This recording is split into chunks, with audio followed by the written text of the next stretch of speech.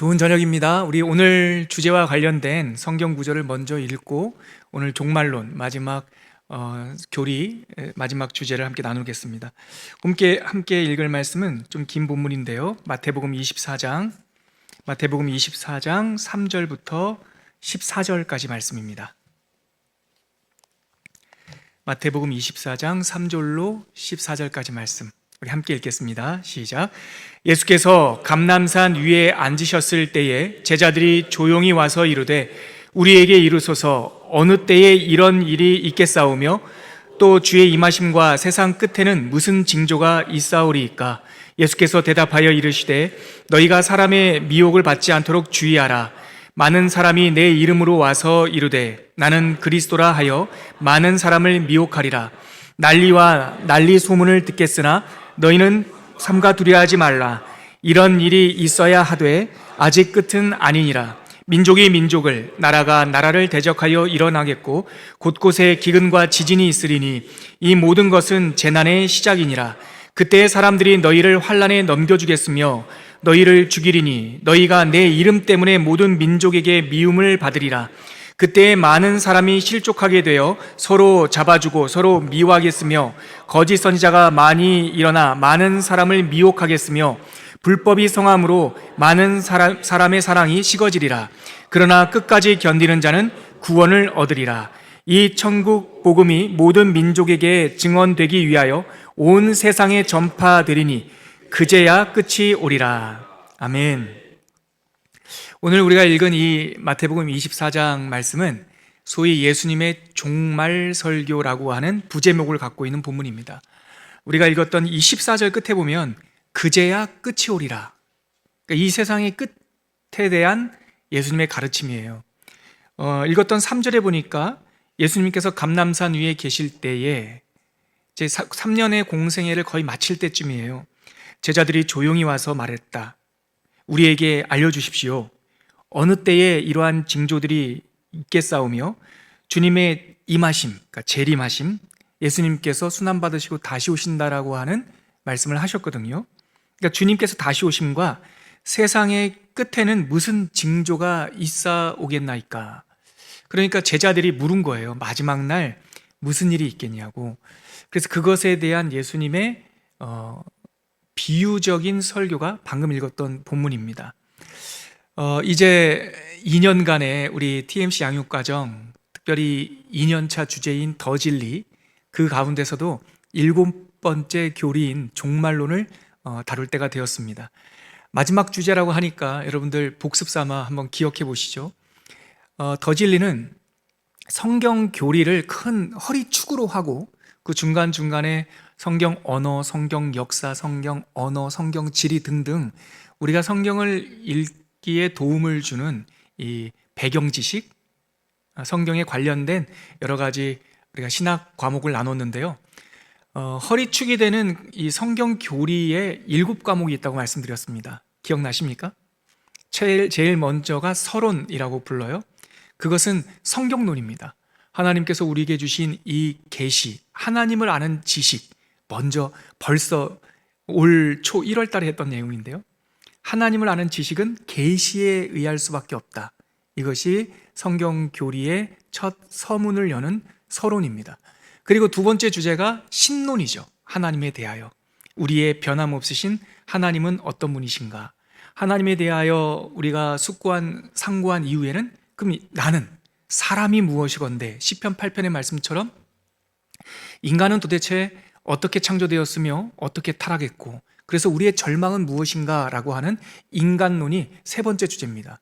그래서 인간의 현재적 상태가 이 원죄의 아래에 있기 때문에 인간론은 인죄론이라고도 부른다. 벌써 세 개 했으니까 다시 복습할게요. 서론, 신론, 인간론. 인간의 죄를 발견하면 그 다음에 어떤 우리 열망이 생깁니까? 우리는 어떻게 구원받을 수 있나? 우리가 스스로 구원을 할 수 없으니까 그때 나타나시는 중보자, 우리의 구세주가 있는데 그리스도 예수님. 그래서 네 번째 과목은 기독론이죠. 예수님께서 이 땅에 오셔서 이루신 것이 무엇입니까? 다섯 번째 주제 구원론이 나옵니다.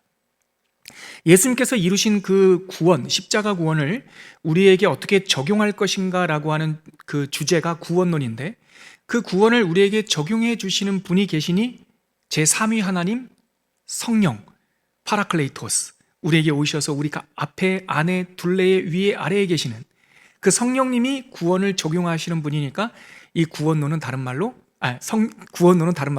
성령론이라 부른다. 자, 이렇게 구원을 받은 사람들은 필연적으로 결과, 열매를 맺게 돼요. 이 땅에서의 열매가 있죠. 그것이 바로 교회론입니다. 교회. 그래서 6번째 주제는 교회론이었고요. 교회론은 우리가 이 7가지 성경 교리 과목 중에서도 조금 가벼운 주제, 우리 성도님들이 쉽게 할 수 있는 주제이기 때문에 한 2주에 걸쳐서 우리 고미수 목사님이 우리와 나눠주셨습니다. 그리고 나서 오늘 마지막 주제, 종말론. 그래서 지금 감람산에서 제자들이 물었듯이 선생님 알려주십시오. 마지막 때에 무슨 일이 있겠으며 예수님의 재림은 어떻게 되며 그때엔 어떤 징조들이 있겠사옵나이까. 그래서 예수님께서 쭉 설명해 주시는 아직 살아보지 않은 먼 미래에 일어날 일들에 대한 이야기가 종말론입니다. 다시 7과목 제가 설명을 덧붙이면서 말씀드렸는데요. 더진리의 학습에 허리축이 되는 성경교리 7과목, 서론, 신론, 인간론, 기독론, 그 다음에 구원론, 다른 말로 성령론, 그 다음에요 교회론, 오늘부터 4주간 나눌 종말론, 그렇게 됩니다. 그래서 종말론은 4주 동안 어떤 주제를 나눌 것인지 강의안을 한번 참고해 보시면은요, 첫 번째 오늘 나눌 주제는 시대를 분별하라 라고 하는 주제를 가지고 우리가 성경에서 벗어나서는 다른 교리가 아무리 논리적이고 그 말이 그럴싸해도 영적으로 큰 유익이 없어요. 그래서 어떤 성경 교리를 나누든지 성경에서 먼저 그 주제에 대하여 어떻게 말하나 이거를 먼저 봐야 됩니다. 그래서 저는 특별히 이 교리를 성경 교리라고 말씀을 드리는 거죠. 그래서 오늘은 성경에서 말하는 이 종말에 대한 가르침, 그거의 서론을 한번 나눠볼 예정입니다. 구약 성경과 신약 성경, 우리가 잘 알고 있는 요한계시록의 조금까지요. 요한계시록은 오늘은 많이 다루진 않아요. 왜냐하면 앞으로 다음 주, 그 다음 주, 마지막 주까지 요한계시록이 주축이 될 거거든요. 오늘은 성경에서 말하는 종말에 대한 그 큰 빅픽처가 뭔지를 제가 설명해 드릴 거고요. 다음 주는 7교회에게 보내는 주님의 편지, 무슨 얘기입니까? 요한계시록 앞부분에 있는 1장, 2장, 3장 내용을 중심으로 1세기 우리 초대교회 믿음의 선배들 가운데 있었던 시행착오, 속히 임할 종말론 때문에 일 안 하고 이렇게 시간을 허비했던 그런 실수도 있고, 너무 자기가 갈망이 지나치다 못해 언제 어느 때에 예수님이 재림하신다고 이렇게 열광했던 시한부 종말론자, 열광주의자들의 실수도 있고 뭐 등등. 그러니까 요한계시록을 중심으로 다음 주는 1세기 종말론에 대해서 우리 나눌 거고요. 그리고 세 번째는 불붙은 유리바다 건너편이라고 제가 좀 시적인 표현을 썼는데, 이 표현은 요한계시록에 나오는 표현입니다. 사도 요한이 하늘 예배에 올라가서 저 땅에서 일어나는 일을 보는 거예요. 불붙은 유리바다 건너편은 어디냐면 세상이에요.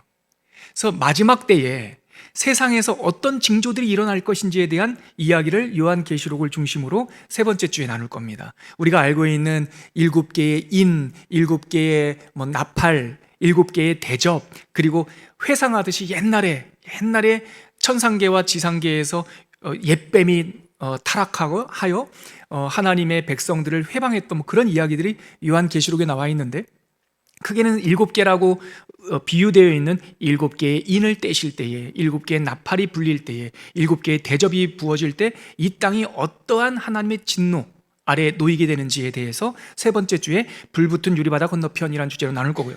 마지막 우리 종말론의 대단원의 마지막 시간이기도 하고, 우리 더진리 42주간의 큰 이 강의의 마지막 주제이기도 한 새하늘과 새 땅, 새 예루살렘, 그리고 새 사람, 신천신지, 나중에 우리 예수께서 재림하시고 나서 완성하실 하나님의 아름다운 종말, 아름다운 완성에 대해서 마지막 시간에 나누게 될 것입니다. 그러면서 12월 둘째 주에 모든 강의가 끝나고 그 다음 주에 우리 종강 모임, 서로 저녁 식사 같이 나누고 또 은혜 나누고 교제하는 시간 하고요. 우리 TMC 수료 예배 2년 동안에 더 말씀과 더 진리를 다 수료하신 우리 성도님들이 꽤 계시는데요. 정말 기쁜 마음으로 축하하고 모든 성도님들에게 또 권면과 격려가 될 수 있겠다 싶어서 12월 마지막 주 주일 더원 예배 때 모든 성도님들과 함께 여기서 수료식을 할 겁니다. 그래서 2년 수료하신 분들한테는 또 우리가 기념비가 될 만한 것들 함께 나누고, 수료가 졸업이 아니다. 수료는 한 마디를 넘어서 다음 단계로, 또 우리가 코쿠닝이잖아요. 코쿠닝. 누에고치에서 나오는 게 목적이 아니라 애벌레가 누에고치가 돼서 코쿠닝 돼서 나와서 성숙하면 우리는 우리 각자 나름대로 또 아름다운 모습으로 창궁을 날아야 되겠죠. 그래서 졸업식이 아니라 수료를 기념해서 우리가 다음을 또 소망하는, 그리고 여러분들의 모습을 보면서 또 내년에 나도 더 말씀해야겠다, TMC 해야겠다, 이렇게 도전받는 성도들이 있기를 바라면서 12월 마지막 주에 이렇게 나누도록 하겠습니다. 제가 광고를 겸해서 우리 종말론 일정까지 말씀드렸습니다. 그러면 오늘 첫 번째 종말론 주제인 시대를 분별하라, 그 내용 한번 들어가 볼게요. 강의 한 1페이지입니다. 제가 종말론 하면서 부제목을 이렇게 잡았어요. 아름다운 종말과 이긴 자의 소망. 우리 이 제목은 다 같이 한번 읽어봤으면 좋겠습니다. 기독교적 종말관이 뭐냐? 시작. 아름다운 종말과 이긴 자의 소망. 예, 여기서 종말이라는 말을 완성이라고 하셔도 좋습니다. 자, 시대를 분별하라. 사람들은 대부분 죽음을 잊고 삽니다. 그러나 누구나 죽음이 있다는 걸 압니다. 우리가 하루하루 잊을지는 몰라도 죽음이 없다라고 생각하는 사람은 아무도 없습니다. 근데 언제 마지막 때입니까? 언제 내 인생은 끝날까요? 알 수 없죠. 그러니 적어도 나의 마지막은 누구도 살아보지 않은 내일이에요. 누구나 마지막 시간이 있어요. 임종의 시간이 있어요. 그러나 그 임종의 시간은 누구도 알 수 없어요. 왜냐하면 누구도 나의 임종의 시간을 살아보지 않았기 때문에. 그래서 모든 사람들은 미래가 궁금해요. 나중에 어떻게 될 것인가. 주님의 제자들도 예외가 없었죠. 하루는 유대 종교인들이 예수님을 찾아와서 하늘로부터 내려오는 표적을 좀 보여주십시오. 그 심리적 상태가 세상 사람들이 점 보러 가는 거랑 똑같아요. 나중에 어떻게 될 건지 사인, 표적, 마크를 한번 보여주십시오. 그렇게 얘기했죠. 그랬더니 예수님께서 시대를 분별할 수 없더냐라고 반문하셨어요. 약간 꾸짖는 톤으로. 그것이 마태복음 16장 1절로 3절에 있는데요. 강의안을 보시면서 우리 같이 한번 읽어보겠습니다. 시작. 바리새인과 사두개인들이 와서 예수를 시험하여 하늘로부터 오는 표적 보이기를 청하니 예수께서 대답하여 이르시되 너희가 저녁에 하늘이 붉으면 날이 좋겠다 하고 아침에 하늘이 붉고 흐리면 오늘은 날이 굳겠다 하나니 너희가 날씨는 분별할 줄 알면서 시대의 표적은 분별할 수 없느냐. 지금 예수님께서 여러 가지 말씀들을 이렇게 덧붙였지만 이 말씀의 핵심은 너희들이 시대를 분별할 줄 모르냐, 이렇게 꾸짖듯 말씀하신 거죠. 내일 어떤 일이 일어날지는 살아보기 전에는 누구도 알 수 없어요. 정확히 무슨 일이 일어날지. 그러나 예수님은 알 수는 없더라도 분별할 수는 있다. 아니면 분별해야만 한다. 내일 날씨가 어떨지 우리 몰라요. 그러나 일기예보를 통해서 내일 추울지, 내일 비가 올지 우리는 도움을 받을 수가 있고, 요즘처럼 기상센터가 과학화되지 않은 시대에는 저녁녘에 해가 질 때 그 석양의 붉은 노을을 보면서 내일을 점치기도 하지 않습니까? 내일 아마도 흐리겠구나, 내일 맑겠구나. 그런 것처럼 살아보지 않은 내일을, 날씨를 분별하듯이 시대의 때도 분별할 수 있어야 된다라고 지금 마태복음 16장에서 예수님께서 말씀하신 것이죠. 또 공생의 마지막 일주일 중에 예수님께서 이런 말씀도 하셨어요. 마태복음 24장 32절과 33절 강의 안에 있습니다. 같이 읽어볼게요. 시작.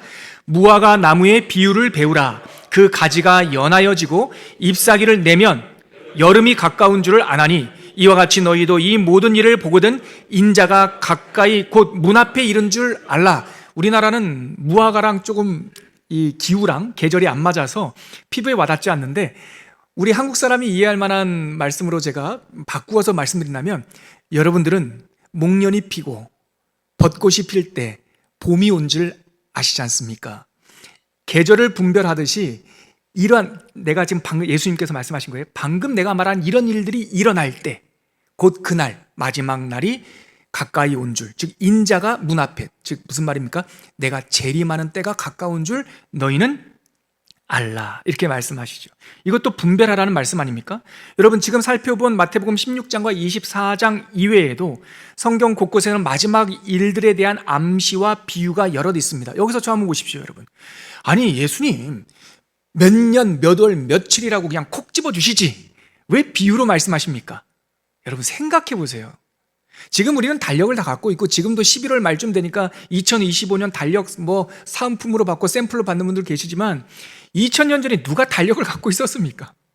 2000년 전 사람들한테 예를 들어 1974년 9월 19일에 아무개 목사가 태어난다라고 말씀을 하셨다는 뜻이 아니라 제 생일입니다. 그러니까 누구에게 1974년 9월에 누가 태어난다고 말씀하셨다 한들 감이 오겠어요? 그 2000년 전 사람들에게 2000년 후에 일어날 일들을 말씀했다 하신들 이해를 하겠냐고요. 그러니까 비유는 감추기 위한 것이 아니라 지금의 오늘이라고 하는 시간의 한계에 살고 있는 사람들, 내가 경험한 것밖에 모르는 사람들에게 경험하지 않고 살아보지 않은 시간을 설명하려면 비유로밖에 설명이 안 돼요. 제가 전에 이런 말씀 드렸지 않습니까? 사도 바울은 아주 똑똑하고 당시의 대학자라고요. 근데 사도 바울에게, 여러분, 우리 어제 네팔 선교 1팀 귀국했는데요, 비행기 타고 들어왔습니다. 우리 사도 바울 선생님에게 비행기를 한번 설명해 보십시오. 어떻게 설명하시겠어요? 이번에 선교 때 중학생 4명 친구들 갔는데 우리 4명 중학생 친구들이 비행기의 메커니즘, 거기 동체 역학 다 몰라도 비행기 그러면 그냥 철떡같이 알아들어요. 아무개야 비행기 타고 가자 그러면 그냥 네? 하고 끝나요. 근데 바울에게 비행기 타고 갈까요? 어떻게 설명하시겠어요? 그럴 때 우리가 쓰는 방법이 뭡니까? 나도 모르게 그게요, 탈 겁니다. 타는 거예요. 마차 같습니까? 마차보단 좀 큽니다. 근데 그게 날개가 있어요. 새처럼 생겼습니까? 예, 새처럼 생겼는데 그 날개가요 이렇게 길쭉해요. 그리고 그러면 펄럭펄럭 하겠네요. 아니요. 펄럭하지 않고 그냥 반듯해요. 쇠로 만들어졌어요. 그 날개에서 막 불이 나와요. 비유로밖에 설명할 수 없잖아요. 그러니까 예수님께서 아직 아무도 살아보지 못한 그 때와 또 그때 일어날 아무도 경험해보지 못한 그 마지막 때의 징조를 설명하기 위해서는 어쩔 수 없이 우리를 위하여, 우리의 이해의 한계 때문에 비유로밖에 설명할 수가 없다. 그래서 계시록은, 종말 사상은 비유, 무화과 나무를 배워라, 노을을 봐라, 꽃 피는 것을 봐라, 이런 식으로 분별해야 된다라고 주님께서 말씀하신 거죠. 자, 그런데요, 여러분, 동시에 무슨 일이 일어날지 분별하라, 즉 꽃이 피거든 목련이 피거든 이란 말씀은 하시지만 2월 24일이 봄이다 이렇게는 말씀 안 하신다, 그 말이에요. 즉 마지막 날에 일어날 일과 징조는 너희들이 분별해야 되지만 그 때와 그 시가 언젠지는 관심을 꺼라, 이렇게 말씀하셨어요. 그게 마태복음 24장 42절에 나와요. 중요한 겁니다. 같이 읽어볼게요. 시작. 그러므로 깨어 있으라. 어느 날에 너희 주가 임할는지 너희가 알지 못함이니라. 여러분, 종말의 때에 있을 종말론과 관련돼서는 두 가지가 중요해요. 마지막 일들이 있고 마지막 때가 있어요. 이렇게 구분해 주는 것 오늘 아마 처음 정리하면서 들으실 거예요. 종말론 하면 두 가지가 있다고요. 마지막 일들, 마지막 때. 하나님께서 이러셨어요. 마지막 일들은 분별해야 된다. 무슨 일이 일어날지. 그러나 마지막 때는 관심 꺼라, 이렇게 말씀하셨어요. 근데 우리는, 인간은 참 청개구리 같아서 마지막 때가 언젠지는 그렇게 관심이 많아. 왜냐하면 벼락치기 하려고. 언제 예수님 올 줄 알면 그 전날까지 내 맘대로 살다가 그 전날에 회개하면 된다며 막 이럴까봐. 우리가 불행하게 살까봐 주님께서 마지막 때는 신경 쓰지 마, 내가 알아서 할게. 그 대신에 마지막 일들이 뭐가 일어날지는 분별해야 돼. 왜냐하면 세상의 파도에 휩쓸려 가지 않기 위해서 그렇게 말씀하신 거죠. 그래서 1페이지 마지막 단락입니다. 마지막 일들과 마지막 때에 대한 성경의 교리를 전문 용어로 종말론, 에스카톨로지라고 말합니다. 이 에스카톨로지라고 하는 말도 의미가 있다고 그랬죠. 종말론이라고 하는 게 영어로 두 개예요. 하나는 터미놀로지라고 하는데 이거는 말 그대로 끝장이라는 뜻이에요. 끝장. 에스카톨로지는 뭔가 이루어진다라고 하는 어원을 갖고 있어요. 그래서 성경에서 말하는 종말은 터미널로지가 아니에요. 끝장내는 게 아니라 에스카톨로지, 우리에게 완성되는 아름다운 구원, 아름다운 종말인 거예요. 그래서 그걸 종말론이라고 말합니다. TMC 양육과정 제2년차 더 진리를 마무리하는 마지막 주제는 아까 제가 서론 때 말씀드렸듯이 성경교류의 7번째 주제인 종말론, 곧 아름다운 종말과 이긴 자의 소망, 이긴 자의 승리에 대해서 다루겠습니다. 자, 그러면 종말론을 우리에게 알려주시는 복된 의미가 뭘까? 우리가 종말론, 요한계시록이 있고 마지막 때에 대한 예수님의 설교가 있다는 것이 왜 우리에게 복된가라고 하는 의미를 한번 살펴보시죠. 부활 후에 영광을 입으신 예수님께서 승천할 때가 되었죠. 그 마지막 순간 감람산에 모인 제자들이 예수님께 물은 질문이 바로 오늘 우리가 읽었던 마태복음 24장도 그렇고 사도행전에 가면 승천 직전에 뜻밖의 질문을 합니다. 사도행전 1장 6절로 7절, 승천 직전이에요. 7절 이후에 승천하세요. 자, 같이 보십시다. 6절에 7절 같이 읽을게요. 시작. 그들이 모였을 때 예수께 여쭈어 이르되 주께서 이스라엘 나라를 회복하심이 이때니까 하니 이르시되 때와 시기는 아버지께서 자기의 권한에 두셨으니 너희가 알 바 아니요. 자, 다시 말씀하십니다. 십자가 지시기 전에도 알 바 아니요. 십자가 지시고 부활하신 후에 승천 직전에도 때와 시는 너희가 알 바 아니요. 그래서 제가 담대하게 이 말씀에 근거하여 선언할 수 있어요. 우리 주변에 언제, 어느 때, 몇 월, 며칠 예수님이 재림한다는 말을 하면은 적그리스도입니다. 가짜입니다. 그래서 옛날에 저 고3 때 세상을 떠들썩하게 했던 1992년 다미 선교회 10월 28일 제가 잊을 수가 없잖아요. 얼마나 충격을 받았는지. 원고에도 없는데 그냥 10월 28일 그냥 떠오르잖아요. 그때 얼마나 우리 한국교회가 거기에 부안해동했습니까? 사실 뭐라도 대단한 게 있을 줄 알고. 그래서 MBC 카메라 출동이 막 나가 있고 그랬잖아요. 그 이후로 우리가 얼마나 또 민망하게 되었습니까? 여러분, 그런데 속으면 안 돼요. 그런데 미혹되면 안 돼요. 때와 시는 너희가 알 바 아니요. 관심 끄라고 말씀하셨어요. 그러니까 우리 주변에 나는 아는데 그러면 너는 적그리스도구나 속으로 생각하세요. 나는 너와 상관하지 않겠다. 하나님만 아세요. 계속 읽어볼게요. 종말론은 매우 중요한 성경 교리이며 제자들처럼 우리 모두는 그에 대해 궁금해하고 관심을 갖고 있습니다. 하지만 그때를 예측하는데 너무나 많은 이 에너지와 집착하지 마세요. 그거는 불신앙입니다. 그것은 우리에게 유익하지도 않고 영광스러운 일도 아닙니다. 오히려 제가 이거를 원고를 이렇게 라임을 맞춰서 이 운율을 맞춰서 썼어요. 오히려 예측하지 말고 예비하셔야 돼요. 준비하셔야 돼요.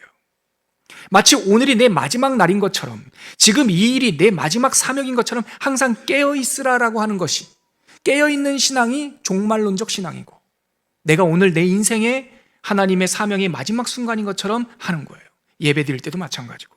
자, 마태복음 24장 36절, 또 예수께서 그때 하신 종말 설교 때 하신 말씀이에요. 같이 읽어볼게요. 시작.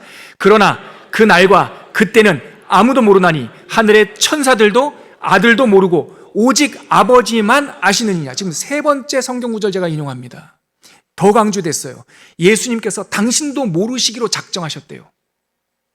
하나님이신 예수님이 어떻게 모르시겠습니까?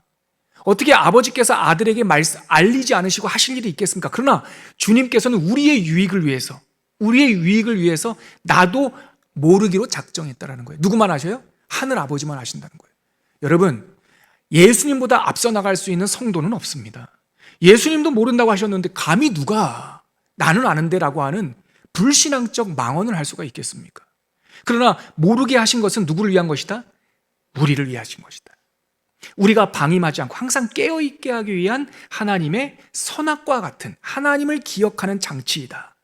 이 말씀에 예외는 없어요. 아버지만 아신다는 말씀 말이죠. 아들도 모르고 라는 강조 화법을 넘어설 사람은 한 사람도 없습니다. 이 말씀을 듣지 않고 넘어진 사람들이 2000년 교회사에서 너무나 많았어요. 처음부터 불량한 의도를 가지고 사람들을 회방하려고 거짓말을 한 사람도 있었지만 간혹 안타깝게 아주 선하게 예수님 재림하는 날을 너무나 사모하다 보니까 지나쳐서 미혹에 빠진 사람들도 있어요. 처음부터 아예 그냥 작정하고 자기가 뭐라도 이렇게 되는 줄 알고 사람들을 요즘 유행하는 말 가스라이팅 시키려고 거짓말하는 이 거짓 교사도 있지만, 때로는 우리도 조심해야 되는, 우리 그럴 사람 없잖아요. 그런데 우리가 조심해야 되는 것은 데살로니가 후서에 있듯이 너무 주님의 날을 사모해가지고 하늘만 쳐다보는 어리석은 사람도 있단 말이죠. 회사도 안 다니고 일도 안 하고 예수님 곧 오실 건데 뭐 일이 무슨 필요 있냐 이러면서 게으르게 보내는 사람들이 초대교회에도 있었다. 사도 바울은 그런 사람들을 향해서 뭐라고 말했습니까? 일하기 싫거든 먹지도 마라, 이렇게 말씀하셨어요. 그러니까 천국의 시작은 하늘에서 시작되는 것이 아니라 여기서 시작되는 거죠. 무릇 살아서 믿는 자는 여기서부터 영원히 죽지 않는다 말씀하셨으니까. 종말론적 신학은 그래서 예수님 오시는 날이 완성이지만 항상 오늘이 내 마지막 사명의 날인 것처럼 긴장하면서 깨어있으면서 사는 거죠.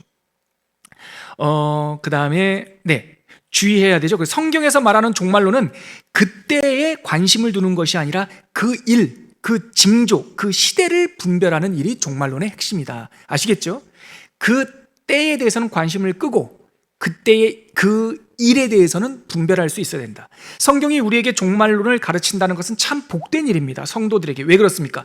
만일 성경이 이 마지막 일들에 대한 문제를 다루지 않는다면 성경은 불완전하다고 제가 감히 말씀드릴 수 있습니다. 왜냐하면 성경에서 말하는 종말은 아까도 말씀드렸듯이 터미널이 아니란 말이에요. 끝장나는 멸망의 날이 아니라 완성의 날이란 말이죠.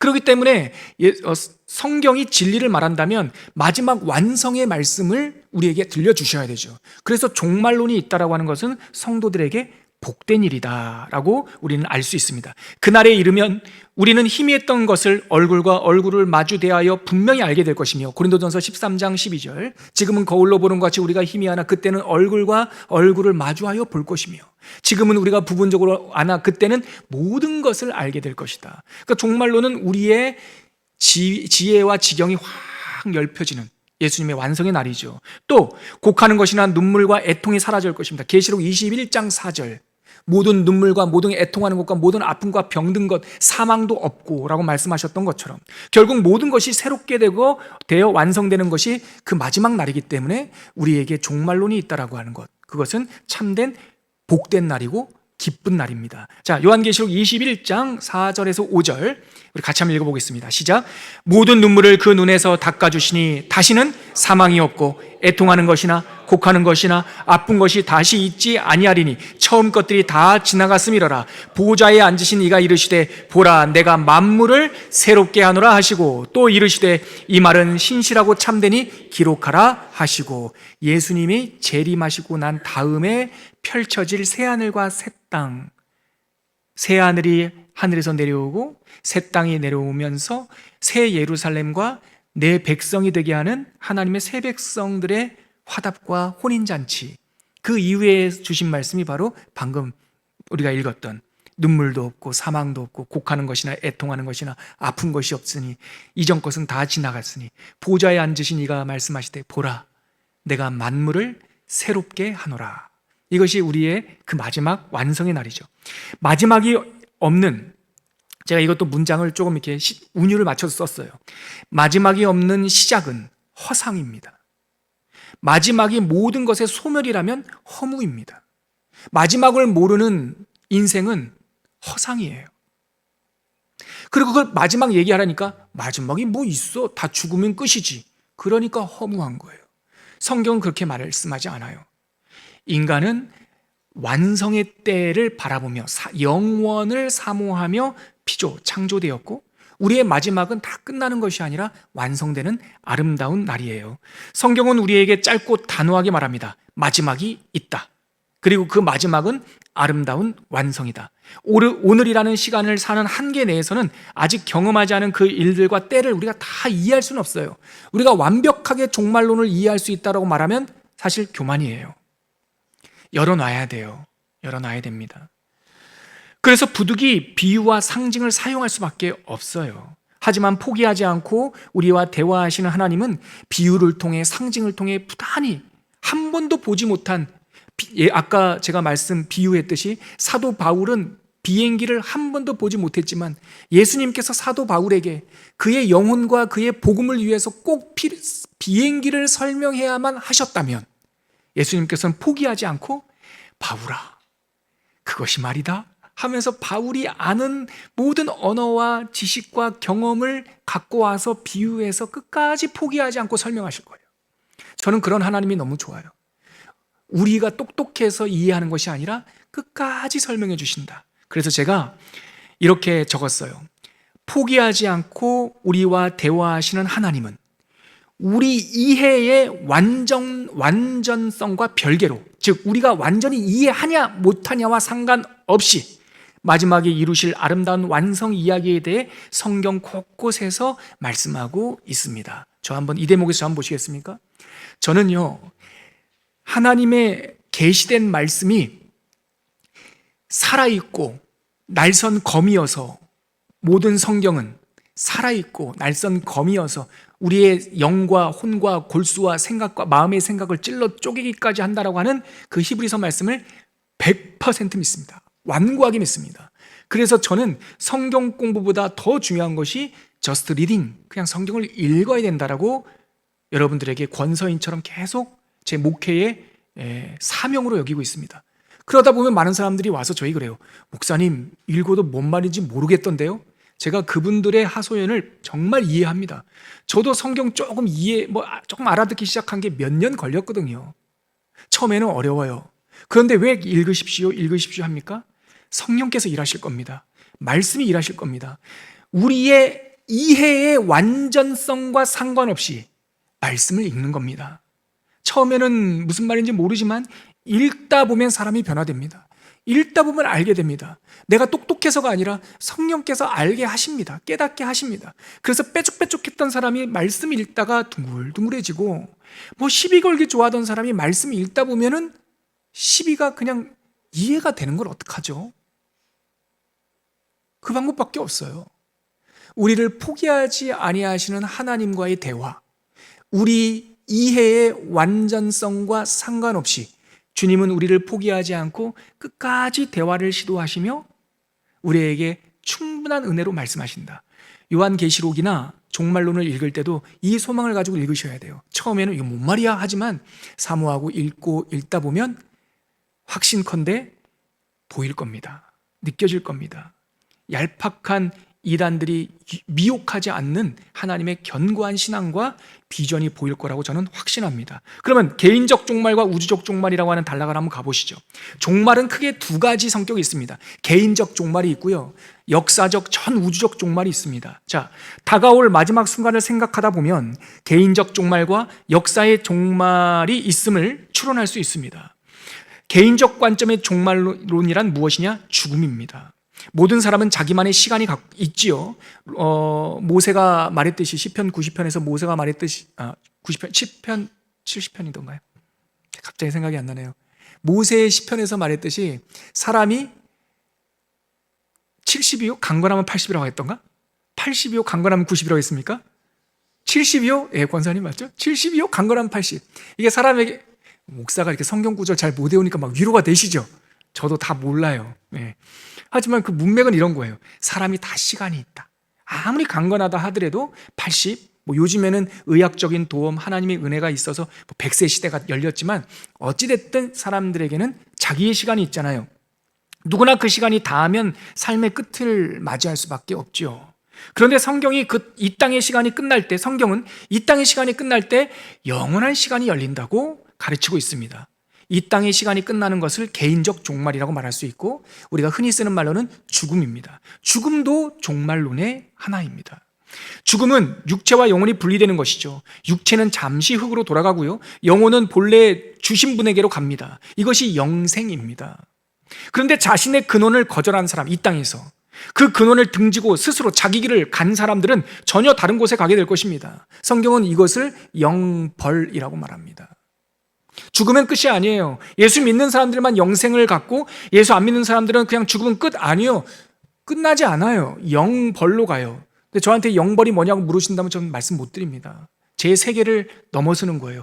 영생이 뭐냐고 물으시면 요한복음 17장 3절밖에 제가 암송이 안 됩니다. 영생은 곧 유일하신 참 하나님과 그의 보내신 자 예수 그리스도를 아는 것이니이다. 요한복음 17장 3절 말씀. 그거밖에 암송이 안 돼요. 그 영생에 대해서 묘사해 달라고 하면은 제가 할 수 없는 일입니다. 그러나 있습니다. 영원한 시간이 열리죠. 자, 예레미야 2장 13절 같이 한번 읽어볼까요? 시작. 내 백성이 두 가지의 악을 행하였느니 곧 그들의 생수의 근원되는 나를 버린 것과 스스로 웅덩이를 판 것인데 그것은 그 물을 가두지 못할 터진 웅덩이니라. 하나님을 잃어버리고 하나님을 거절한 사람들의 특징이 뭐냐면 터진 웅덩이라는 거예요. 스스로 생수의 근원되는 하나님을 버렸고 스스로 살아보겠다고 웅덩이를 팠는데 터진 웅덩이, 즉 한계가 있는 인생이라는 거죠. 그래서 이 땅에 살면서 생수의 근원을 거절하고 내가 내 마음대로 살 거예요 하면 영벌에 갈 수밖에 없죠. 어떡하겠습니까? 제가 그래서 그 부분을 이렇게 묘사했습니다. 영원한 사망은 죄의 결과입니다. 죄의 본질은 뭡니까? 하나님 없이도 뭔가 할 수 있다는 미혹에 이끌리는 것이죠. 이 욕심이 죄를 낳고 죄가 장성한 지 사망을 낳았다고 야고보서 1장 14절에서 말합니다. 성경이 이를 영벌이라고 묘사하는 점을 이해해야 됩니다. 영벌이 무엇인지 실감나게 설명하는 주일학교 선생님들도 있지만 저한테 뭐라고 설명하라고 하면 저는 설명 못해요. 하지만 뭐라고 하든 적어도 영벌이라고 하는 곳은 하나님과 하나님의 빛과 하나님의 영광은 없습니다. 하나님을 거절한 사람들이 죽음 이후에 어딘가에 머물겠지만 그곳이 어떤 곳이냐라고 저한테 묻는다면 모르겠어요. 그러나 저는 하나는 확실하게 말씀드릴 수 있습니다. 그곳에는 하나님이 없습니다. 하나님이 없기 때문에 우리는 그곳을 게헨나, 스홀, 지옥이라고 말합니다. 불이 있어서 지옥 아닙니다. 눈물이 있어서 지옥 아닙니다. 하나님이 없으면 지옥입니다. 그래서 그것을 영벌이라고 말했고, 누가 그러면 하나님 없는 곳에 그들을 세웠습니까? 자기 스스로 쓴 겁니다. 자기가 생수의 근원되는 하나님을 거절했고 하나님 없이 자기만의 성을 쌓겠다고 했으니 이 땅에 살 때도 하나님 없는 땅이요, 죽어서도 하나님 없는 땅에 거하니 성경은 그 상태를 영벌이라고 말합니다. 마태복음 25장 46절에 그 단어가 나옵니다. 같이 읽겠습니다. 시작. 그들은 영벌에, 의인들은 영생에 들어가리라 하시니라. 예수님의 표현이니까 그대로 쓸 수밖에 없습니다. 누가복음 23장 43절 시작. 예수께서 이르시되 내가 진실로 내게 이르노니 오늘 네가 나와 함께 낙원에 있으리라 하시니냐. 지금 이 장면이 어떤 장면입니까? 십자가 위에서 평생 살 때 죄짓고 살던 강도가 십자가 위에서 회심을 하여 주여 당신의 나라에 임하실 때에, 천국에 임하실 때에 이 종을 기억하여 주시옵소서. 그 마지막 기도에 예수께서 그 숨이 떨어지기 직전의 고통 가운데서도 오늘, today, 지금이에요. next가 아니라 today, 네가 나와 함께 어디에 있으리라? 낙원에 있으리라. 낙원이 그러니까 어떤 곳입니까? 예수와 함께 있는 곳이, 그것이 천국인 것이죠. 영생에 대한 종말론이 우리는 그런 겁니다. 그래서 기독교적 종말론의 끝에는 누가 계십니까? 이긴 자가 계세요. 하나님의 보좌 우편에 누가 계십니까? 예수님이 계세요. 배교하지 않고 어린 양의 보혈로 이 세마포를 씻은 그 14만 4천 명은 누구를 향하여 찬양합니까? 하나님의 보좌 우편에 계신 어린 양을 향하여 찬양하죠. 어린 양과 하나님이 계시니까 그곳이 천국이고 그곳이 아름다운 완성인 것이죠. 계속 읽어볼게요. 개인적 종말 외에도 역사의 종말, 모든 역사의 종말, 곧 이 땅의 마지막 순간도 있지요. 이를 우주적 종말이라고도 합니다. 요한계시록을 비롯해서 성경 곳곳에 있는 종말에 대한 가르침은 대부분 개인적 종말이 아니라 우주적 종말을 다루고 있습니다. 성경은 그 옛날 노아의 때처럼 모든 땅과 하늘에 징조가 일어날 것이다. 이 징조를 분별하라고 말씀하시는 겁니다. 하늘은 두루마리처럼 말리는 것처럼 떠나갈 것이라고 말합니다. 계시록 6장 14절. 처음 땅과 처음 하늘이 사라지면서 새 하늘과 새 땅, 그리고 새로운 도성 예루살렘이 하늘로부터 내려오면서 완성될 것이라고 비유하셨습니다. 그것이 어떤 건지 모르겠어요. 정말 무슨 만화책에 있듯이 나무와 폭포수가 있는 땅이 하늘에서 내려오는 게 아니라, 모르죠. 저도 아니라고 제가 단언할 수도 없겠죠. 아무튼 비유입니다. 마지막 때에 가면 새 하늘, 새 땅, 새 예루살렘, 새 백성, 그 날이 있을 거라고 말씀하시죠. 성경은 이 일들이 순차적으로 일어날 것이라고 말씀을 하죠. 이 순차적으로 일어나는 마지막 날의 징조를 다루는 교리가 뭐라고요? 에스카톨로지, 종말론입니다. 인류 역사라는 시간 속에서 진행되는 이런 징조들은 어떤 이에게는 재앙과 진노처럼 보일 수 있어요. 예수가 없는 사람은 재앙이죠. 그러나 어떤 이들에게는, 예수를 믿는 사람들에게는 돌이키고 회개할 수 있는 기회가 되는 것이죠. 왜 단번에 쏟아지지 않고 이 징조가 순차적으로 일어나는가? 회개하라, 돌아와라. 요한계시록에 보면 아주 감동적인 장면이 있는데요, 이런 모든 징조와 모든 그 사건들이 끝나고 예수님 재림하시고 최후의 심판, 마지막 백보자 심판이라는 게 열립니다. 여러분, 그렇게 참으시고 그렇게 경고하시고 그렇게 알려주셨으면 재림 후의 마지막은요, 그냥 진노의 심판이어야 되는데 왜 다시 한번 그들을 하나님의 보좌 앞에 소환합니까? 불신 가운데 죽었던 사람들을 왜 마지막에 다시 또 소환합니까? 라스트 찬스. 그 옆에 있는 14만 4천 명이 그 백보자, 우리들은 그 앞에 서지 않습니다. 어린 양의 보좌, 하나님의 보좌 오른편과 왼편에 섭니다. 예수님을 믿지 않고 믿음 없이 죽었던 불신자들이 그들 앞에, 두 번째 사망 앞에 섭니다. 그때 요한계시록은 우리가 그들 옆에 서서 그들을 향하여 무슨 일을 하겠어요? 우리가 마지막 날에 뭐 하겠어요? 어서 돌아오, 어서 돌아만 오. 그러니까 우리 주님의 순차적 종말의 징조는 우리에게 벌 주시는 가학적 행동이 아니라 우리가 이거를 보고 돌아오, 빨리 돌아오. 그래서 요한계시록 10장에 보면은 바람이 동서남북에서 뜨거운 바람이 몰아칠 때 하나님께서 천사들을, 네 천사를 보내가지고 그 바람을 붙잡고 계시잖아요. 와, 그러니까 저는 처음에 요한계시록 읽을 때는, 철없을 때 읽을 때는 막 무시무시하고 어떨 때는 뭐 SF 영화 같고 그러는데, 제가 40 넘어서 목사가 돼서, 그것도 몇 년 지나, 목사 되고 나서 몇 년 지나서 요한계시록을 읽는데 정말 매일매일 울었어요. 매일매일 읽다가 순간순간, 그러니까 숨은 그림 찾기 하듯이 하나님의 진노가 쏟아질 때 그 진노의 현장에 하나님의 인자와 긍휼이 있어요. 그걸 찾을 때마다 막 어김없이 있어요. 그러면 막 통곡을 하는 거죠. 우리를 돌아오라고 말씀하시는 주님. 자, 마태복음 24장 40절에서 42절 상반절을 보면 이런 예수님의 설교입니다. 이것도 준비하라, 깨어있으라는 말씀이죠. 같이 읽겠습니다. 시작. 그때 두 사람이 밭에 있음에 한 사람은 데려가고 한 사람은 버려둠을 당할 것이요, 두 여자가 맷돌질을 하고 있음에 한 사람은 데려가고 한 사람은 버려둠을 당할 것이라. 그러므로 깨어있으라. 이게 뭐예요? 정신 똑바로 차려라. 남겨진 사람 되지 마라. 구원받은 사람 되라고 주님께서 말씀을 하시는 거죠. 자, 마지막, 오늘 성경에 나오는 종말론의 큰 그림, 빅피처 중에 꼭 다뤄야 될 것이 있습니다.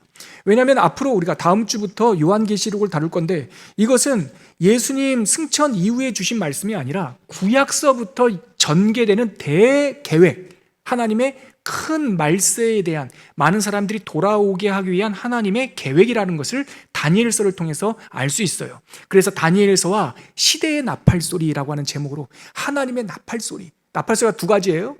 이스라엘 백성이 광야를 행진할 때도 은나팔, 뿔나팔이 있듯이 행진하는 나팔소리와 멈추는 나팔소리가 있어요. 그래서 다니엘서와 신약성경의 나팔소리는 경고의 나팔소리인데 두 가지 의미가 있습니다. 하나는 깨라, 정신 똑바로 차리라고 하는 경고의 나팔소리와 큰 나팔소리라고 말하는 나팔소리가 있는데, 그거는 뭐냐면 예수님의 재림의 나팔소리예요. 그러니까 우리가 큰 나팔소리가 울리기 전에, 지금 노목사가 앞에서 지금 이렇게 설교하는 요한계시록 강의도 오늘 아침 자비롭고 은혜롭고 정말 때를 따라 이른 비와 늦은 비를 주시는 우리 주님께서 마침 이번 주부터 요한계시록이 시작됐어요. 우리 아침 예배.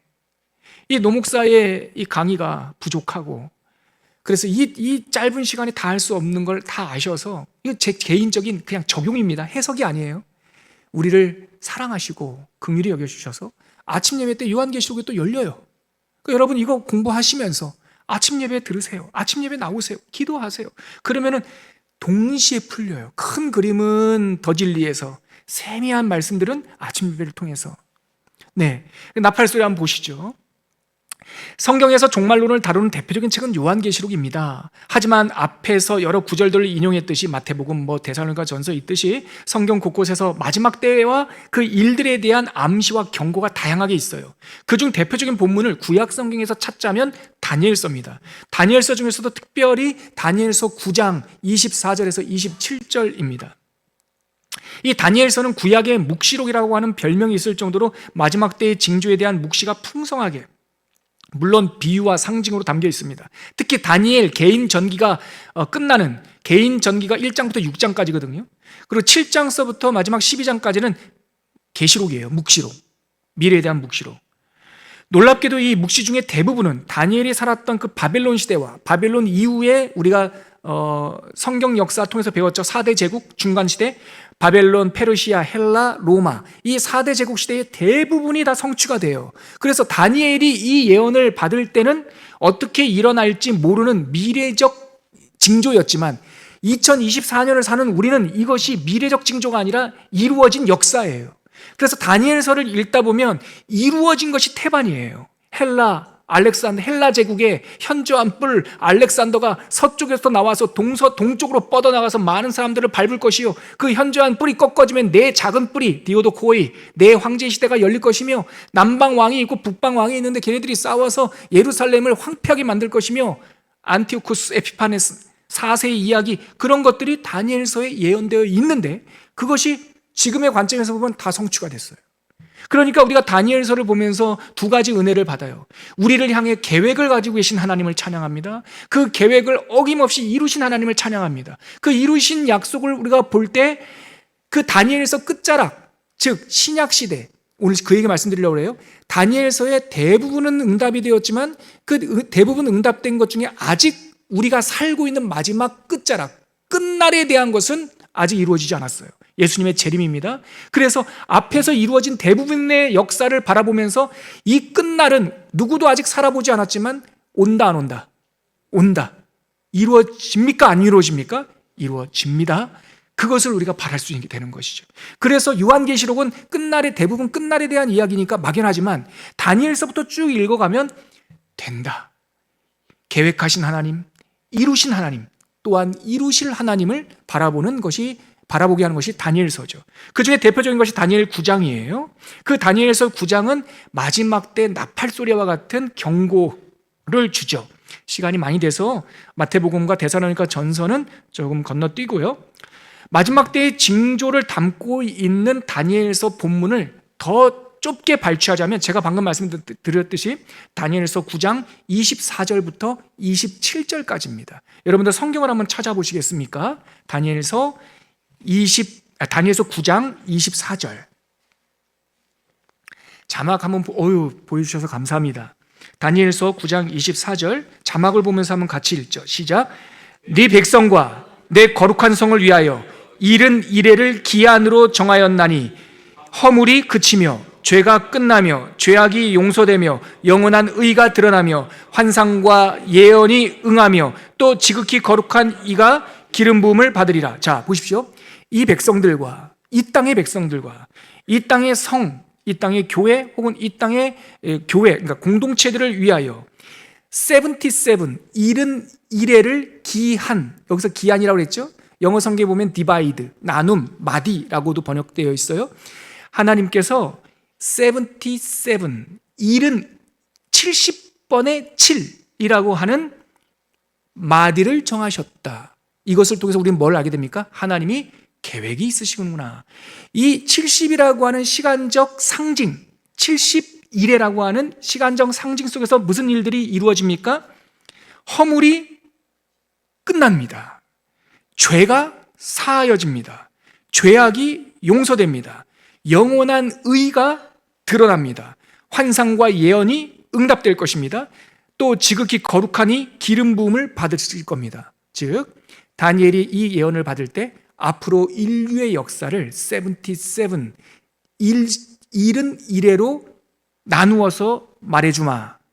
앞으로 남아있는 인류의 역사 77 속에서 허물이 그치고 죄악이 사여지고 또한 죄악이 용서 안 받고 또 환상, 영원한 의가 드러나며 환상과 예언이 응답되며 지극히 높으신 분께서 기름을 메시아, 기름 부음 받은 자, 메시아, 기름 부음을 받으리라. 그러니까 24절은 다니엘 시점으로 요한계시록 22장까지 이 땅의 모든 시간을 77이라고 하는 시간적 상징 속에서 설명해 주신 거예요. 자, 그러면 이 시간적 흐름이 어떻게 전개될 것인가? 자, 25절 한번 읽어보겠습니다. 시작. 그러므로 너는 깨달아 알지니라. 예루살렘을 충곤하는 하라는 영, 즉 명령이 날 때부터 기름 부음을 받은 자, 잠깐만요. 기름 부음 받은 자가 누굽니까?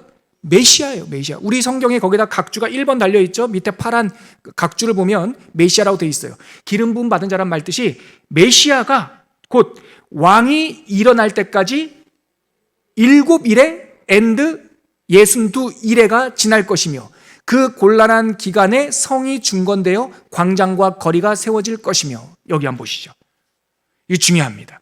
하나님께서 다니엘에게 메시지를 주실 때 앞으로 인류의 역사를 혹시 방송실 제가 좀 칠판을 한번 쓰려고요.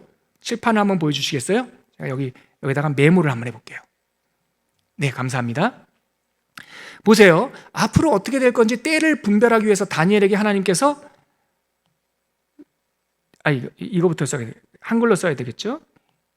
일흔 이래로 시간을 상징적으로 설명해 줄게. 이렇게 말씀하신 거예요. 2000년, 3000년 이렇게 아니라 일흔 이래. 이게 뭐냐면 70, 잠깐만요.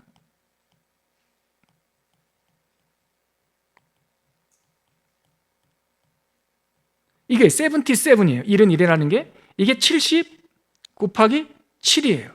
근데 이 7이라는 말이 샤브아라는 말인데요. 이게 그냥 단락이에요, 단락. 그러니까 세븐을 일주일 이렇게 생각하지 말고요. 이 샤브아라는 말은 한 덩어리. 근데 왜 7이라고 했어요? 온전한 마디. 근데 그것이 샤브임 70. 이것도 충만한 시간들. 그래서 샤브임 샤브아, 이게 70이래요. 이게 뭐냐면 7이라고 하는 한 단락이 70개 있다고 치자, 이렇게 하신 거죠. 자, 이렇게 시간을 한정할 때, 상징할 때 아까 읽었던 25절에 보니까 예루살렘 성을 재건하라라고 하는 데까지 이 샤브아가 7일, 7일이 지난다. 그리고 예루살렘 재건 후에 기름 부음 받은 자 예수님, 메시아가 올 때까지 62 샤브아, 62 세븐이 지난다. 그 말이잖아요. 자, 25절 한 번 더 읽어볼까요? 그러므로 너는 깨달아 알지니라. 예루살렘을 중건하라는 영이 날 때부터, 여기 한마디, 기름 부음 받은 자 메시아, 곧 왕이 일어날 때, 왕이 오실 때, 메시아가 오실 때까지 앞에 거가 7일에, 두 번째 일회가 62일에. 자, 보세요. 전체가 70인데 예루살렘, 무너진 예루살렘이 재건될 때까지가 7인 거예요. 7일에예요. 그리고 예수님께서 오실 때까지가 62일에예요. 지금 우리는 예수님이 오신 다음에 여기 살고 있잖아요. 그러니까 우리가 여기서 이렇게 볼 때, 다니엘은 지금 여기 살고 있었고, 다니엘은 예루살렘이 중건되기 전에 살았잖아요. 그러니까 다니엘이 볼 때는 이 일은 이래가 다 미래 일이지만 지금 우리가 볼 때는 이 7 더하기 62가 몇이에요? 69죠. 71회 중에 69는 완성이 된 거예요. 누가 오심으로?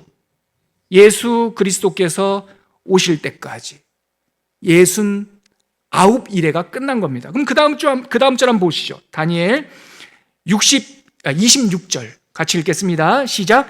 62일회 후에 기름 부음을 받은 자가 끊어져 없어질 것이며, 여기 보세요. 화면을 보여주세요. 62일회, 즉 예수님께서 오셔서 죽으시고 고난을 받아 끊어졌어요. 죽으시고 승천하셨어요. 즉 예수님의 십자가와 부활 승천까지가 62일에 앞에 예루살렘 중건하는 7일에까지 합치면 총 69가 끝났어요. 이미 이루어졌어요. 자, 그러면 마지막 62일의 후에, 즉 전체 합치면 69가 끝난 후에 메시아가 승천하고 나서 이 땅에 무슨 일이 일어납니까? 장차 한 왕의 백성이 와서 그 성읍과 성소를 무너뜨리려니와, 이거 이루어졌지 않습니까? 이것도 예수님 승천 후에 티투스 장군이 AD 70년에 예루살렘 열심당원의 봉기를 진압한다는 목적으로 예루살렘에 쳐들어와서 68년부터 쳐들어와서 AD 70년에 공격해 와서 함락을 해버렸죠. 끊어질 것이며 장차 한 왕의 백성이 와서 그 성읍과 성소를 무너뜨리려니와 그 마지막은 홍수의 휩쓸림과 같을 것이며 또 끝까지 전쟁이 있으리니 황폐할 것이 작정되었느니라. 자, 예수님 승천 이후에 마지막 라스트 세븐, 마지막 그 샤브아 일주일이 시작되는 거죠. 자, 27절 같이 읽어볼게요. 시작. 그가 장차 많은 사람들과 더불어 한 일에, 그러니까 마지막 일에, 69는 지났고 마지막 일에 동안에 언약을 굳게 맺고 그가 일회의 절반의 제사와 예물을 금지할 것이며, 자 보십시오. 그가가 누굽니까? 예루살렘을 함락하는 그 왕이 아니라 26절에 기름 부음 받은 자가 끊어져 없어질 거라 했잖아요. 메시아가 승천하신 후에 이 땅에는 한 왕이 와서 예루살렘을 황폐하게 할 것이고, 27절에 가니까 그 승천하신 그 메시아가 마지막 한 일회 동안 이미 우리가 받은 언약을 체결하지 않아요. 그러니까 새로운 언약을 주는 게 아니라 이미 받은 언약을 굳건하게 하고, 그리고 우리들을 지키시고, 그때 또 이 땅에는 무슨 일이 있냐면 27절 끝에 보면 또 포악하고 가증한 것이 날개를 의지하여 설 것이에요. 또 이미 정한 종말까지 진노가 황폐하게 하는 자에게 쏟아지리라 하였느니라 하니라. 자, 여기 보십시오. 26절, 27절이 미국 그 필라델피아에 있는 웨스터민스터 신학교, 가장 장로교 신학교 중에서 유명한 학교인데요. 거기에서 구약을 가르쳤던 에드워드 영이라고 하는 교수님이 성경 전체에서 제일 어려운 구절이 어디냐 꼽으라면 방금 우리가 저와 함께 지금 나눴던 저를 보여주세요. 화면을 저를 보여주세요. 지금 우리가 함께 나눴던 다니엘서 9장 24절에서 27절이 제일 어렵다, 이렇게 표현했어요. 왜 그렇습니까? 누구도 안 살아봤으니까. 우리 안에 답이 없어요. 그래서 이런 주장하기도 하고 저런 주장도 하기도 그래요. 그런데 에드워드 영 목사님이 그래서 모르겠다가 아니라 이 말씀 한 구절 한 구절을 이렇게 해석을 해요. 근데 저는 그거에 동의해요. 뭡니까? 60, 70일에가 정해져 있다. 이것이 시간의 큰 캔버스예요. 다니엘에게 알려준 인간의 역사 끝날까지 캔버스. 그중 69일에는 이미 예수님이 오심으로 성취됐어요. 마지막 남은 한 일회, 그 일회가 예수님 승천 이후부터 지금까지예요. 간혹 여기 안식교의 시작이 되었던 1860년대부터 유행이 돌았던 세대주의자, 급진적 세대주의 종말론자, 시한부 종말론자들은 예수님이 승천한 것과 마지막 일주일 사이에 빈 공간이 있다, 이렇게 말해요. 그래서 마지막 일주일 될 때 뭐 천년왕국이 오고 막 이런 자기네들만의 그 신학을 만들었는데 위험해요. 그래서 날짜를 막 계산하려고 해요. 그렇게 말하지 않아요. 지금 읽은 성경에서는 이게 떨어져 있다고 말하지 않습니다. 70이라고 하는 인류의 남은 역사는 7개와 62개와 마지막 1개라고 하는 세 마디로 나눠지는데, 7개 마디는 예루살렘 성전이 중건되는 거, 62마디는 예수님께서 재림하는 그때, 마지막 한마디는 예수님이 승천하시고 이 땅에서 일어날 일들. 그렇죠? 그래서 왜 이 어려운 말씀을 여러분들에게 굳이 말씀드리냐? 우리가 다음 시간부터 살펴볼 요한계시록은, 또 우리가 살고 있는 2024년 이 달은 초대교회 성도들이 항상 말했듯이 말세예요. 마지막 때입니다. 마지막 때. 뭐 급해서 마지막이 아니라 항상 시급한 예수님의 재림을 소망하면서 살아야 할 종말신앙, 재림신앙, 이 신앙을 가지고 살아가야 될 마지막 교회 시대, 신약 시대를 우리가 살고 있는 것이죠. 그래서 요한계시록의 이야기는, 펼쳐질 이야기는 물론 옛날 이야기를 회상하는 씬도 있지만 대부분의 요한계시록 이야기는 다니엘의 70일의 시간표에서 볼 때는 마지막 일주일, 그 인류 역사의 시간에서 이루어지는 마지막 때의 예언이다라고 이해하시면 크게 틀리지 않습니다. 이것이 바로 우리 장로교, 그리고 우리 합동측, 통합측도 마찬가지죠. 핵심이 되는 메인 해석입니다. 그래서 여러분들 걱정하지 마십시오. 예수께서 이미 이기셨고 짧게 표현한 그 7일, 이거 사람들에서 의문 같죠. 목사님, 예루살렘 재건하고 예수님 재림하실 때까지 그때가 길게 잡았자 500년밖에 안 되는데요, 500년을 62일이라고 말씀하시고 어떻게 2000년은 한 일이라고 말씀하십니까? 비율이 안 맞잖아요. 비율이. 베드로가 그래서 그랬지 않습니까? 주께서는 1000년이 하루 같고 하루가 1000년 같은 이 한 가지를 잊지 말라고. 그러니까 우리에게서는 왜 500년을 62라고 보고 왜 2000년도 더 될 수 있어요? 더 시간이 하나님께서 늦추실 수 있죠. 이거를 한 일이라고 말하는 까닭은 저는 모르겠어요. 그러나 시간을 주관하시는 알파와 오메가 되신 예수님을 생각할 때 우리는 7 그렇게 이해할 수도 있죠. 또 하나, 시급성을 갖고, 이건 저의 해석이에요, 시급성을 가지고 살아가는 거예요. 그래서 초대교회 성도들도 항상 임박한 종말 의식을 갖고 살았고 지금도 우리는 오늘이 마지막인 것처럼 살고, 또 하나 어떤 은혜가 있습니까? 늦추시는 하나님. 이 복음이 예수님께서 마태복음 24장에서 언제 끝이 옵니까? 했더니 이 복음이 만인들에게 다 전파된 이후에야, 그때야 끝이 올 것이다.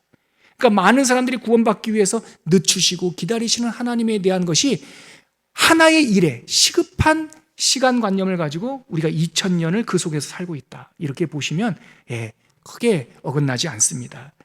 어려운 이야기 했어요. 들으실만 하세요? 끝났습니다. 다 들으실만 하세요? 제가 잘못한 것 같네.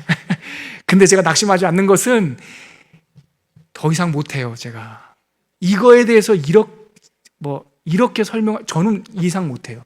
그러니까 여러분들, 제가 지금 어려운 얘기, 또한 처음 듣는 얘기 말씀드렸지만 앞으로 쭉 말씀을 읽다 보면 그때 노 목사가 이 얘기했구나라고 여러분들에게 좀 더 밝혀지는 그러한 순간순간들이 있을 겁니다. 자, 이렇게 해서 우리 첫 시간 마무리하고요. 시간이 벌써 8분이나 지났지만 우리가 계시록을 종말론을 시작하는 첫 시간에 하나님 찬양하고 우리 마쳤으면 좋겠습니다. 오늘 우리가 드릴 찬양은 찬송가 360장, 행군나팔 소리에 예수님의 재림과 승리와 아름다운 날을 소망하는 그런 찬송가입니다. 우리 힘있게 1절 3절 찬양하고 기도하고 마치겠습니다. 행군나팔 소리에 주의 호령 났으니, 행군나팔 소리에 주의 호령 났으니, 십자가의 군기를 높이 들고 나가세. 선한 싸움 다 싸우고 의의 멸류관 받았으리라. 선한 싸움 다 싸우고 의의 멸류관 예루살렘 성에서 멸류관 받으리.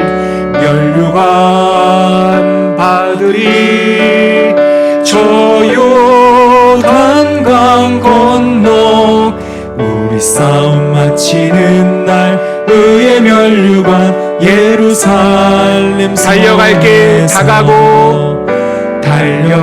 길 다가고 싸움 모두 마친 후 주와 함께 승림을 용사들아 누리세. 선한 싸움 다 싸우고 의의 멸류관 받았으리라. 선한 싸움 다 싸우고 의의 멸류관 예루살렘 성에서 멸류관 받으리. 저 저 요단강 건너 우리 싸움 마치는 날 의의 면류관 예루살렘 성에서. 함께 기도하겠습니다. 이 찬양에서 올린 그 예루살렘은 이 땅의 예루살렘, 저기 이스라엘 땅이 아니라 새 예루살렘입니다. 우리가 각자의 삶의 현장에서 선한 싸움 마치고 행군 나팔 소리 주의 호령을 따라서 사명을 다할 때 새 예루살렘, 주님의 보좌 옆에서 하나님의 의의 면류관을 받게 될 줄 믿습니다. 사도 바울의 고백처럼 선한 싸움을 마치고 믿음을 지켰으니 이제후로는 나에게 의의 면류관이 예비되었고 나뿐만 아니라 이것을 사모하는 모든 사람에게 예비되었다고 말씀하셨사오니 하나님, 우리가 종말의 신앙, 재림의 신앙, 하나님의 이긴 자의 승리를 가지고 살아가게 하여 주시옵소서. 우리 결단하면서 잠시 통성으로 한번 기도하겠습니다. 기도합니다. 하나님 아버지, 은혜를 감사합니다.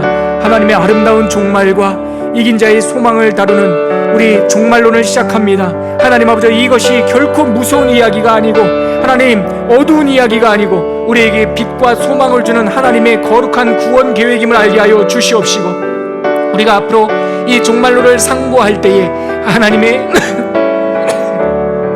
은혜와 기다리심을 묵상할 수 있는 우리 복된 성도들이 다 될 수 있도록 주님 지키시고 함께하여 주시옵소서. 하나님, 애를 써서 전했습니다. 진액을 짜서 전했습니다. 하나님께서 우리에게 종말론을 주신 까닭이 우리에게 한없는 복임을 알게 하여 주시옵소서. 앞으로 남은 3번의 시간 동안 요한계시록에 담겨있는 하나님의 계획을 나눌 때에 깨닫게 하여 주시옵시고, 마땅히 그것이 우리에게 은혜와 소망이 되게 하여 주시옵시고, 하나님, 이 땅의 왕노로 타는 자들을 무서워하지 아니하며 영원한 왕이신 하나님을 바라볼 수 있는 이긴 자의 소망으로 읽어낼 수 있도록 주님 붙잡아 주시옵소서. 오늘 밤도 함께하여 주심을 감사드리며 예수님의 이름으로 기도합니다. 아멘.